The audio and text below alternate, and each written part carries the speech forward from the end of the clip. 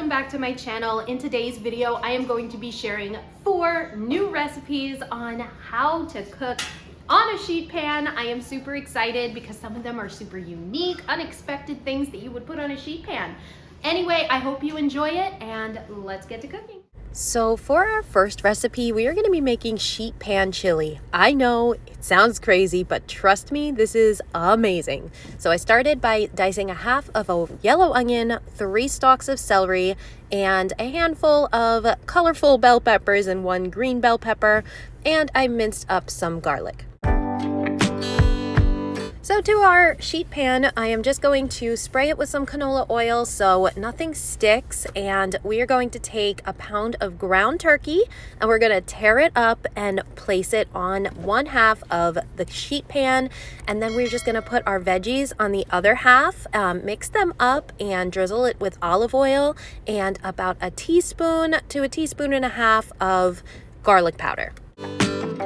Once that is all mixed up, we are going to bake that in our preheated oven at 400 degrees for 12 to 15 minutes. In the meantime, let's mix our wet ingredients, which is 1 can of diced tomatoes, 1 can each of kidney beans and corn drained, an entire 6-ounce can of tomato paste, 1 tablespoon of molasses, which gives it incredible flavor, and a 1/4 cup of pickled jalapenos, and a packet of chili seasoning, and 1.5 cups of chicken broth. Give that a really good stir.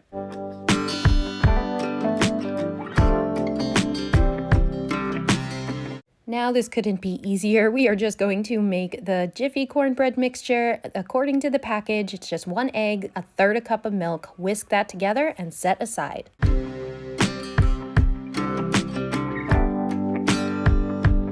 Once the veggies and the turkey has finished cooking, we are just going to break up the turkey and mix everything all together, and we are just going to add our liquid to the sheet pan. The hardest part of this entire recipe is getting all of the liquid into the oven without dropping anything. So make sure that when you do this recipe, you do have a high-rimmed baking sheet pan. It would just make life a lot easier. And then we're just going to dollop about 5 or 6 cornbread dumplings all over the top.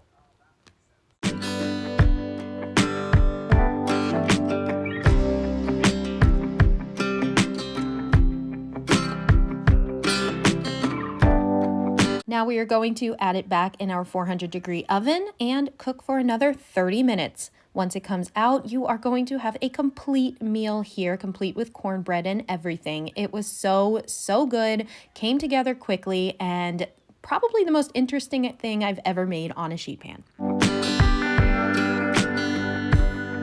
Alright, so for this next recipe, we are going to need a butternut squash, and my little tip is to take a fork, put a few holes in it, microwave it for 3 to 4 minutes, and it is so much easier to peel. Peel and dice this butternut squash. You should have about 2.5 cups. Get a large red onion and coarsely dice that, along with 3 cloves of garlic minced and 1 pound of Brussels sprouts cut in half.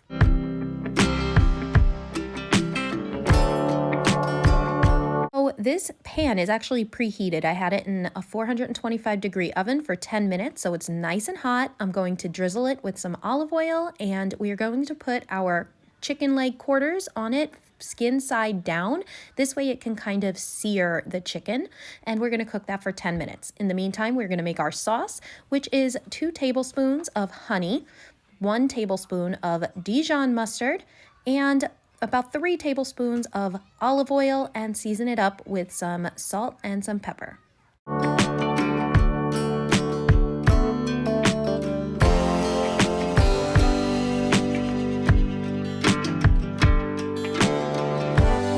All right, so now that the chicken legs have been cooking for about 10 minutes, it has a little bit of sear on the bottom. You can actually cook it even longer and get a nicer sear on it. And then we are going to add our butternut squash to the sheet pan along with the onions and the minced garlic and the Brussels sprouts.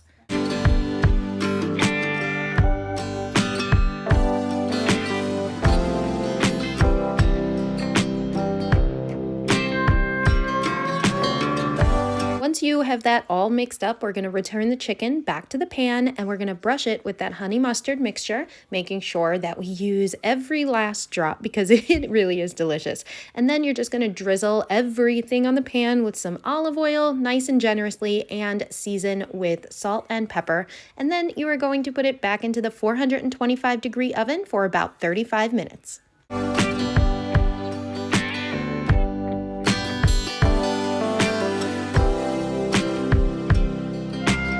This meal is definitely something you will want to add to your fall recipes this year. It is so good and it comes together so fast. The entire family loves it. So this meal was probably the easiest meal I made all week. It's pierogis and kielbasa. All you do is spray your pan generously with some spray. We're going to take 1 bag of tri-colored coleslaw. We're going to put that on the pan and we're going to dice up 1 green and 1 red bell pepper. Actually, we're going to slice it. And then we're going to slice up a pound of kielbasa. And then, of course, we need our pierogis. We're just going to throw this in a 400-degree oven for about 25 minutes, making sure that you are stirring everything and flipping halfway through.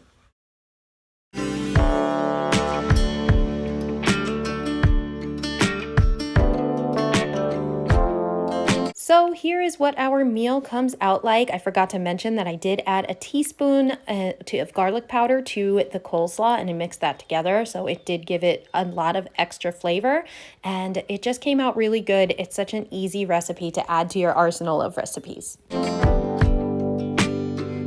So to finish up our sheet pan recipes, I made a sweet potato, sausage, and broccoli bake. This was so good and all of these meals come together so quickly. I just love them. So I took 3 sweet potatoes, peeled and diced them, and I got about 2.5 cups here of broccoli florets. To a small bowl, I'm going to add 3 tablespoons of olive oil, along with 1 tablespoon of balsamic vinegar and 1 teaspoon of garlic powder, and I'm going to give that a good whisk. So to our baking sheet, of course, spray it with some nonstick spray. I'm going to add all of the sweet potatoes and half of the balsamic dressing marinade. And we're just going to toss that together and bake that in the oven, 400 degrees for 15 minutes. And I have one of these packages of the beef smoked sausage. I'm just going to slice that up. Once those 15 minutes are up for the potatoes, I'm going to then add in the sausage and we're going to put that back in the oven and bake that for an additional 10 minutes. So I put the broccoli florets in a small bowl, just put the rest of the balsamic marinade and give the broccoli a good toss.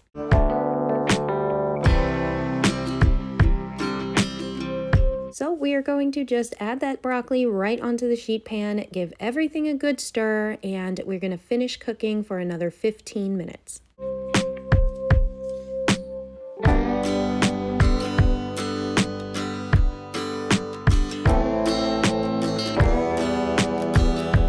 I served it with a nice side salad. This is another recipe that is just delicious, and best part, it's only a few ingredients and comes together in no time.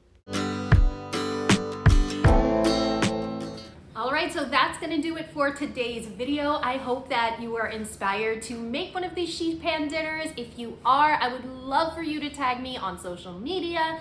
I will leave my links below. Also, if you are new here and you enjoyed this video, please, I would love to have you hit that subscribe button, join the community, and like this video so I know that I can make more like it.